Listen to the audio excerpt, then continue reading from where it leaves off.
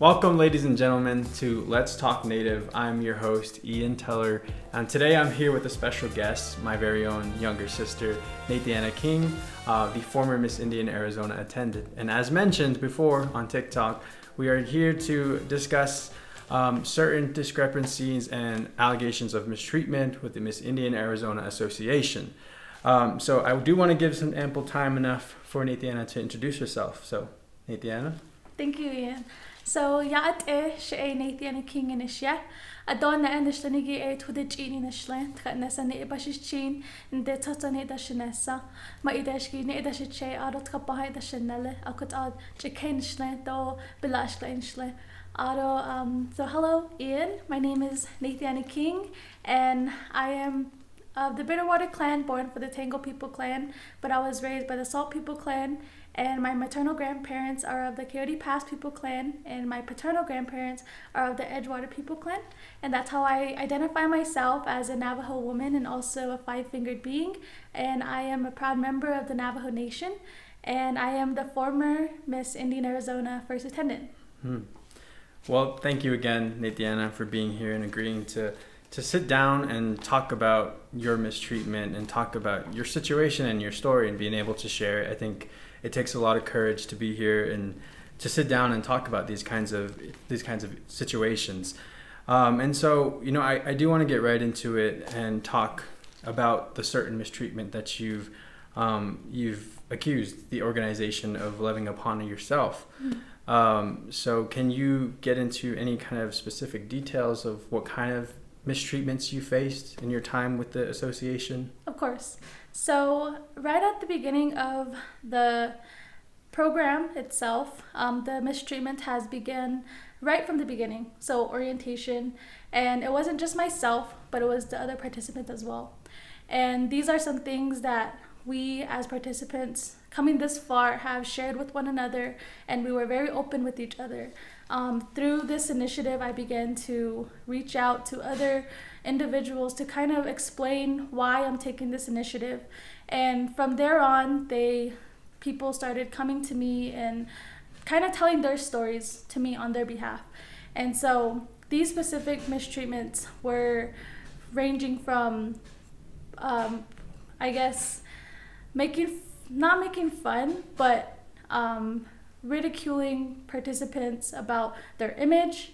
Not only that, but unprofessional words of actions. And so that was one of the very few red flags that kind of occurred at the beginning. And moving forward, after I was SASH, the first attendant, the mistreatment started to begin from the very first event that I had attended. And I had attended the Silver and Turquoise Ball at the Phoenix Indian Center. And I had attended this event as a separate invitation from Miss Indian Arizona herself. So we were both there, but not as a collective image. And so I had reached out to the association regarding this event. And so they told me that, or they had told us all together, that after every event we would, kind of draft up our own social media postings, our captions and our pictures. And I had this idea of how I wanted to appear on social media. And I had the idea of, being visually pleasing and things of that nature. But those posts were denied for whatever reason. Their reasoning behind that was they didn't want us girls to appear too busy on social media. But then they went ahead and contradicted themselves to say, but when you're at events, you can post on the stories to make it look like you're busy. So I was very confused, and there was internal contradictions to that statement that was made to myself. The reason why I kind of made it clear to them was because I also have my own representation as the first attendant, and I wanted to, share my own experiences, because my experiences are probably different than the Miss Indian Arizona's. So those were kind of the reasons why I kind of brought that up to the association, and then they went ahead and told me we don't want you ladies to appear too busy. So that was just one of the many occurrences of social media itself. And then, as we went to different events as a court, there was just a feeling of unwelcomeness. And I had also got this confirmation as well when myself and the second attendant at the time, we had, conversed about that feeling, and it was a unified feeling between her and I. And so I had realized that it wasn't just me that felt it, but it was not only me and her, but our families. And so it was really uncomfortable. It put us in, an uncomfortable situation. And I really didn't know how to address it to anybody, really. And so the only way I could figure out how to break that uncomfortableness was to include myself in those conversations between, just the public and the association. And when we tried to be, inclusive and to really be involved with them, it seemed like they just pulled themselves away from us, and we end up being alone, having to meet with the public individually. It was disheartening at some times. Yeah. And so it would even go to the extent where they would promise to feed us for that day, and they wouldn't uphold that promise. And it got to the point where the second attendant herself had gotten sick because of it. And this is something we didn't talk about to anybody really, except my parents were there to witness that firsthand, and had to take myself and the second attendant away from the event because she was clearly not feeling well. And so they just kept saying, well, they're supposed to be here at this certain time to this certain time, and then they'll be dismissed. But they clearly weren't getting the hint that someone wasn't feeling up to par, And it sounds a lot like they were very controlling of you and the second attendant's actions. Right. And it was very I don't really know how to explain it, but the Miss Indian Arizona herself is more lenient, it seemed like. She was there for a certain amount of time, and then she was let go. And it felt like we and the second attendant had to kind of make up for her not being there. Does that make sense? And it didn't make sense to me. You have that feeling when things don't feel right, and most of the time that's the feeling that I had. And I had never mentioned it to the association because I'm one to not like confrontation in any way. I'm very kind-hearted, and I believe I always give people the benefit of the doubt and think there has to be a good explanation why they say these things, do these things. And to this point, I'm left me in shock of how they treated not only their court members but participants. Yeah, you bring up an excellent point, and I do kind of want to backtrack a little bit for those who might be general public who might not really understand the association and the positions that you guys uphold. Right. So could you tell us a little bit about what is the court, and then what is your responsibility as a first attendant? Right. So the Miss Indian Arizona court is made up of Miss Indian Arizona herself, her first attendant, and second attendant. As her attendant, we have to attend events where she's not able to make it. As you may know, Miss Indian Arizona is not in the urban area. She does live on her own reservation. And so that's where we make up those places where she isn't able to attend. But we are expected to still represent as if we were Miss Indian Arizona. So especially if we're in a public setting, we're still expected to represent the association. We're expected to talk to girls who are of the age to run for the program, and to encourage them. But the court itself, that's kind of what we're made of. Okay. And do you feel that at any point, you're enduring all of this mistreatment, do you think at any point the association had any idea that they were making their contestants feel this way, or do you think that that was just not something they were paying attention to? Honestly, I don't think so. It felt like they obviously knew that they put us in uncomfortable positions, but they never addressed it. They never owned up to it. And I remember an instance where the association members were kind of talking over each other. There was kind of like confrontation, and they just kind of put us as the participants in a very, very uncomfortable. It felt like I really didn't know how to talk to them, you know what I mean? And it felt like if I said the wrong thing or did the wrong thing, they were going to ridicule or say something. And it felt like there was no acknowledgement of any sort of mistreatment, especially it's obvious that something wasn't right. And going into this, I'm sure you had pure intentions, and I'm just curious, why did you run for Miss Indian Arizona, and what was your intention? What did you want to use that platform for? Right.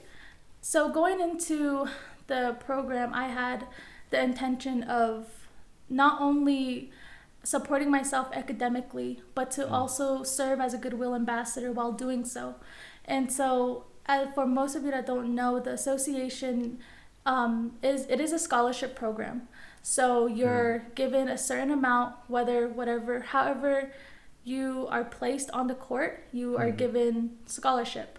And so from that scholarship, you can use it towards your academic endeavors. And so my intention was to not only, like I said, help myself academically, but to serve my people, not only my people, but the other tribes as well.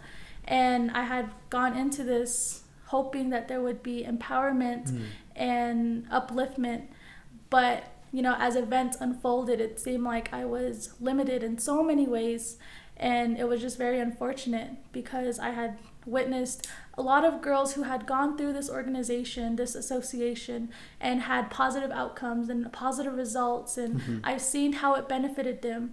And I just wish that I had that same experience, and it's hard to, it's sad to say that this is an organization, an association that I wanted to be a part of, and people see it so highly and respected, and I wanted to be a part of something greater than myself.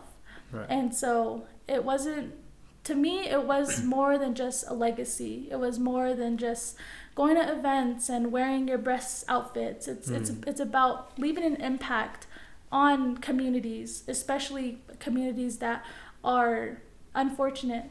And I had done pageants since I was a little girl. And for me, pageantry, or being a goodwill ambassador, is, like I said, more than just the image. And it's about making your mark and voicing your opinion. Especially, we live in a world where Native women's voices are not heard as much, and so through pageantry, this is my way of being, I guess you could say, political and addressing these social impacts. And this is my way of doing it in a very peaceful way. You know what I mean? And I feel like those are all really what we as Native youth set out to do. As somebody who is part of the Center for Native American Youth Champion for Change, that is always the intent, to be able to help Native youth, to speak out for Native youth issues. And I think that's something that I think the Miss Indian Arizona Association had the potential to do. And it sounds like, they didn't do that. And which is really unfortunate. And I do, want to commend you for speaking out. It takes a lot of courage to do something like that. And, another thing, going back to the allegations that you've kind of levied against the association, one of them is that you came upon information that there was an event of a tie during the actual pageant itself. Right. So can you talk a little bit about that? Like, how did you come about this kind of information?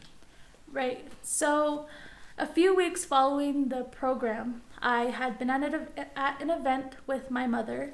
My mom is a recording artist on the reservation. And so we went to an event on her behalf. I was not in my regalia. I didn't have my sash on.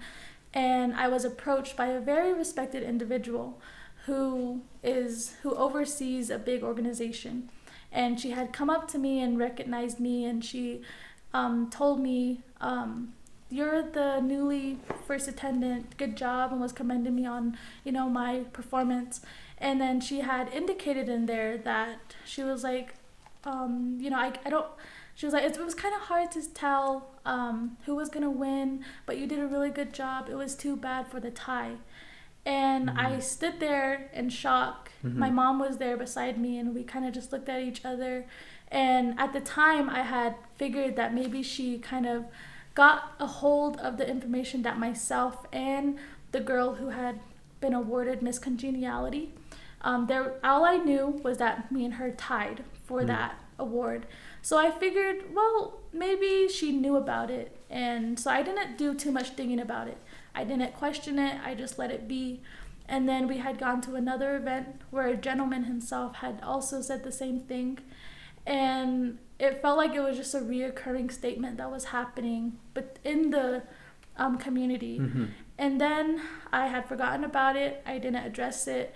My family, on the other hand, were very, they were wondering what that was about. But as the person I am, I told them to just leave it alone until very recently, a few weeks ago, I had received a call from a former staff of the association, and she had mentioned to me that the association had a separate meeting away from any of the court members, just the association members themselves, and in that meeting they had talked about the event of a tie, and that myself and the current title holder had tied for the title, but they were just going to treat it as a cover-up, and that no one was ever going to know, that none of the participants is ever going to get their scores. And I had remembered that I had asked the president at the time if I'm able to get my scores, but she had told me that they weren't able to give that to me. She had also mentioned that she hadn't received her scores till years later. So I figured that she, had it was maybe just a rule between them or whatever. And so when I got this confirmation, that phone call had consisted of, telling me of the tie, but also mentioning that meeting itself, they had been talking about myself, about what I was posting on social media, which was pretty much nothing at that point. I had not been posting anything on my personal pages, which seemed like a recurring topic they were talking about. And I was just I was shocked, and I guess it had made me question the whole process, no transparency.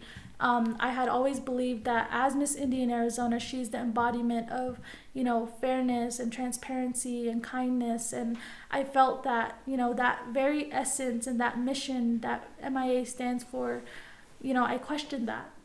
And I didn't know how to go about it. And so the former staff had told me, and she's my first-hand source, and I had questioned, what they were saying. And she had told me a lot of unfortunate information that includes names, but I'm not going to address those names at this time. And so that's kind of what happened. And that was kind of the breaking point for you, right? That's what led to your resignation. Since your resignation, what has been the response from the association? Have they reached out to you at any point? Have they talked to you about your situation? No. I can say after I had submitted my resignation letter, I had gotten an email back just stating that I had to return my awards that I had won and also the travel events that we were given at the beginning of our reign. And so I had reached out to the former staff telling them this is their response. And so she was like, you really don't have to, I don't understand why they're asking you to pay those awards back. And so she was like, let me talk to some people and I'll get back to you. So she got back to me and she just told me that former people who had also resigned didn't have to pay those awards back. And so it felt like at that point that they were just picking on me or trying to make me feel even worse than I was already feeling. And so that response alone had no sympathy. They didn't acknowledge, anything that I had laid out in my resignation letter, which was everything, basically. I had mentioned the mistreatment. I had mentioned that I knew of the tie. I had mentioned that, just everything. Mm-hmm. And there was no acknowledgement. There was no any kind of, wishing me well or anything. And you would think, as, the prestigious nature of the program, that there would be some kind of professionalism and there would be sympathy or something. Mm-hmm. But that was just not the case. And I had went on to contest the necessity of these awards, to give back. Mm-hmm. And they were able to tell me I wasn't able to pay those back, but I was required to pay the travel advance, which is understandable. But even yet, there was still no, I'm sorry, how can we fix this? What could we have done better? Or anything of that sort. And so that was it. Mm-hmm. And I had left and disparted with the association even more confused, questioned. Right. And there was just, even now, since we have began the initiative to speak publicly about it, there has been no contact at all. Well, that's really interesting, Natiana. And, I do want to talk a little bit about what was the emotional impact that it had on you. I'm sure, all of this mistreatment that you were facing had to have some personal effect on your life. And, I want you to kind of talk a little bit about that and explain to the public, what exactly it made you feel. Right. It definitely had a lot of emotional damage to myself, because it left me questioning not only myself, but it made me question, my self-confidence. And I had went into this fully aware of myself and what I'm capable of doing and, the responsibilities of being a title holder. And all of that just made me question, am I doing enough? Is it me? Like, what am I doing wrong? And, I had these questions and these thoughts run through my mind, and I had to resort back to my family to, have that reassurance and make sure that, it's not me, because I was doing everything in my power to represent as best as I could. Mm-hmm. And when I had not received any sort of sympathetic response, it was, honestly, I can say I cried. I was crying to my family, because I feel that these are respected individuals, former Miss Indian Arizonas, former families of Miss Indian Arizona, who should have an idea of what it takes to, be in the pageant, to be in pageantry.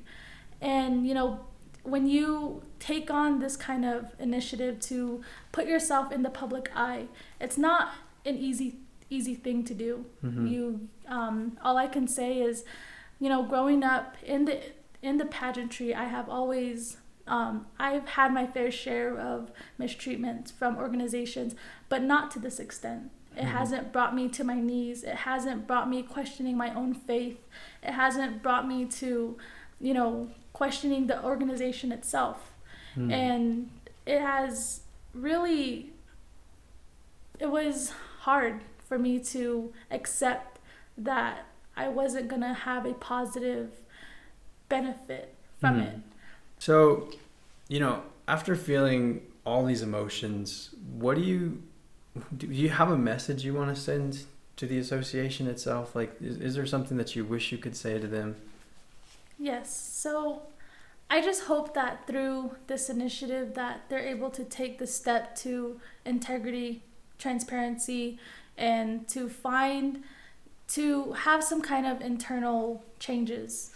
And so to the Miss Indian Arizona Association, I just want to thank them for providing me the opportunity to not only grow from these unfortunate experiences, but to also thank them for allowing me to find something bigger in myself, but to also address them in a way I hope that they're able to take my words seriously. I just hope that they're able to prevent things like this from happening again, because last thing I would want is for another young lady to experience these things, to feel what I have felt, because you never know that there's women out there who may not have the same strength as I did. And we live in a world where you have to be careful how you approach a youth and what you say to them, how you make them feel.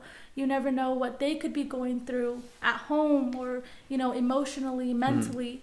And so I really hope that there's action that's going to be taken with their new leadership that they had elected very recently. And I just hope that there is intervention, but all in all, I want to thank them for everything and wish them luck. Well, Natiana, thank you again for your courage, and I commend you on that part, being able to speak up and speak your truth. And I am happy to have opened up whatever little platform I have to you to share your message. I think it's a powerful one, and that's why I did. If there isn't anything else left to say, I want to thank you for being here. And is there anything else that you want to include? I guess just the message to women who have wanted to run for this title. Be careful. Make sure that you know your worth, and to make sure that you hold accountability for your mistreatments. If God, I hope not that you don't go through these same experiences, but if it does, don't be afraid to voice your concerns, because like I said, there should be accountability, and that's what I'm trying to do here. And I just hope that through my initiative, that there will be change, like I said. So with that's kind of what I wanted to say. So thank you. Okay. Thank you again, Natiana, for being here. And as an older brother, I am proud, and I'm proud of what you've done, and you did it gracefully, and you've left this organization gracefully, and that's all we can do, and that's all the best we can do. And with that said, ladies and gentlemen, this has been Let's Talk Native with our very special guest, Natiana King. One more time, I do want to say thank you again, Natiana, for being here, and thank you again, everyone, for watching. This has been Let's Talk Native. Thank you.